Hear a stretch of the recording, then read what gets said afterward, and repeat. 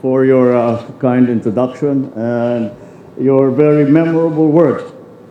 I'd like to greet, of course, Senator Amy, who has, after a long time, has managed to find time to, in her campaign schedule, kampanya na eh, in her campaign schedule to be with us here today. Ilocos Norte 2nd District Representative Angelo Marcos Barba,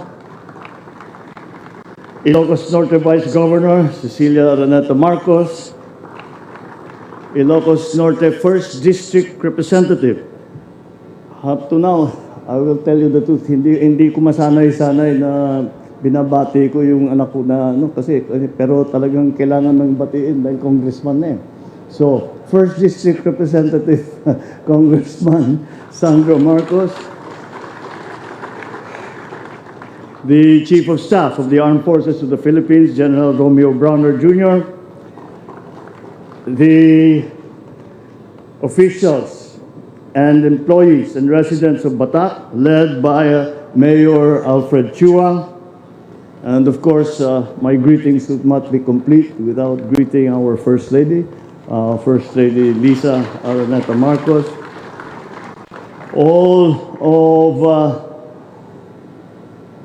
all of the officials who have come here, the mayors who have joined us, the barangay chairman na napakalakas ang palakpak kanina sa suggestion ni Senator Amy, at pag-usapan natin mabuti yan.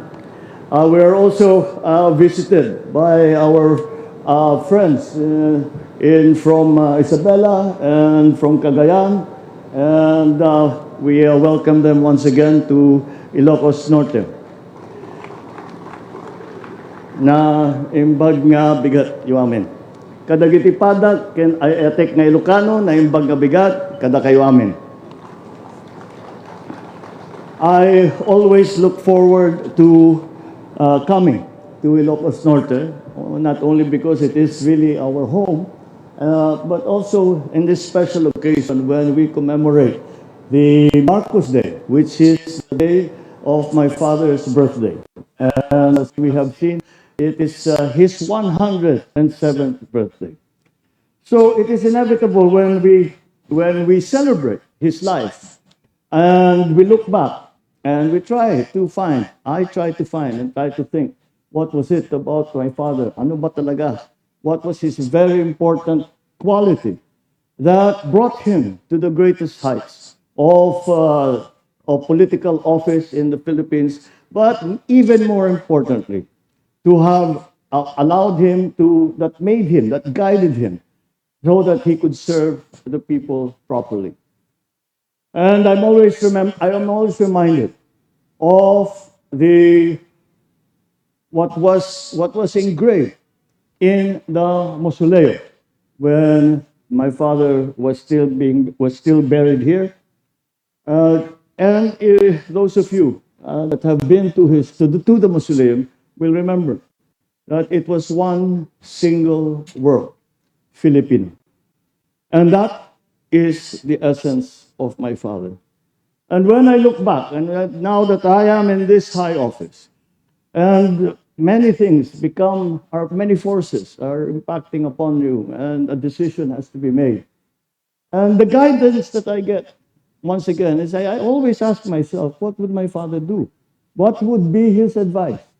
And I remember the mausoleum, and I remember that it says Filipino.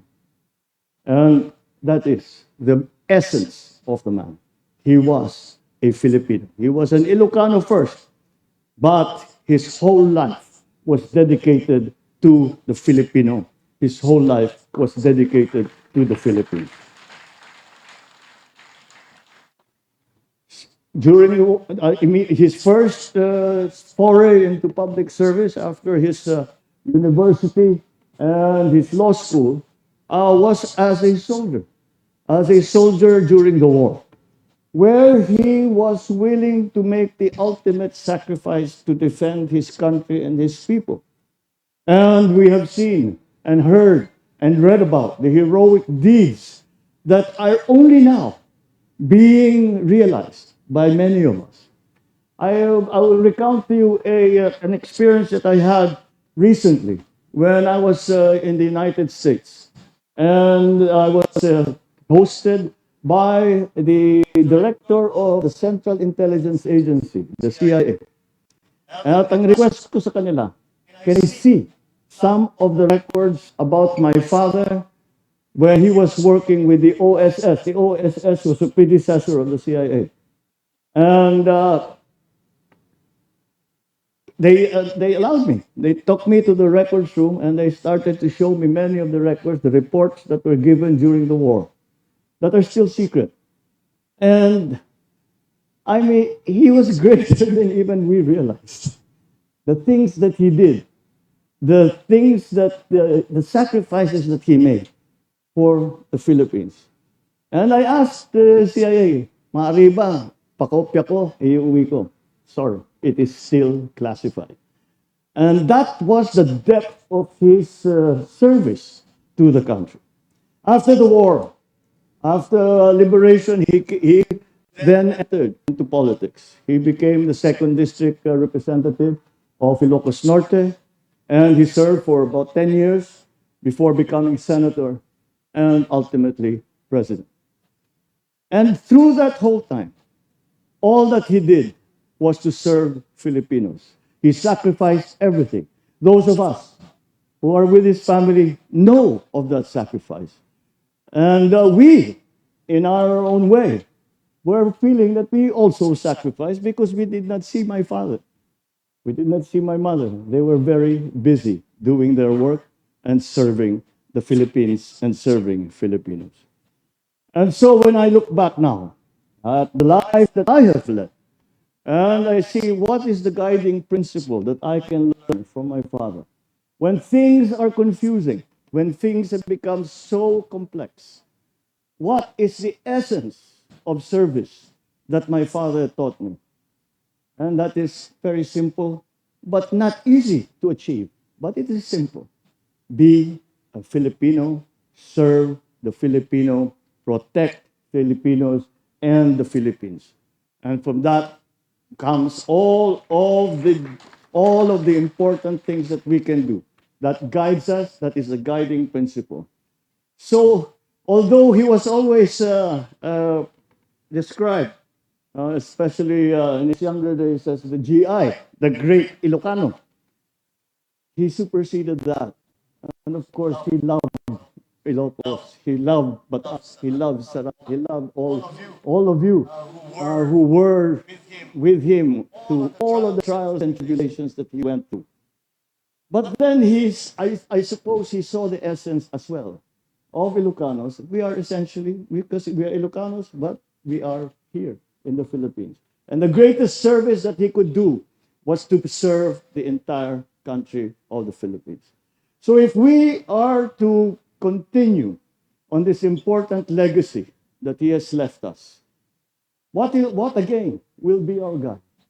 How again do we know what is the right path to make it better for the Philippines, to make life better for all Filipinos, to make sure that the Philippines is protected, that the Philippines is secure, that the Philippines is going to flourish, that the Philippines takes its place in the community of nations in the world. And I have followed that credo from the very beginning of my term, and I will continue to follow that credo.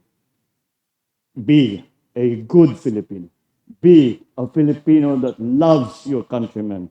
Be a Filipino that loves your country and do everything and sacrifice everything to achieve that purpose, to achieve that goal, that you become a good Filipino and you leave the Philippines a better place than you found it. That is by continuing that. That is the credo that we should live by. And for that, I will be eternally grateful to my dad for the lessons that he taught us, for the values that he imbued in our very souls. And that has served us all well.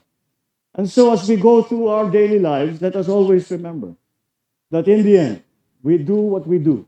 All that we do for Filipinos. All that we do for the Philippines.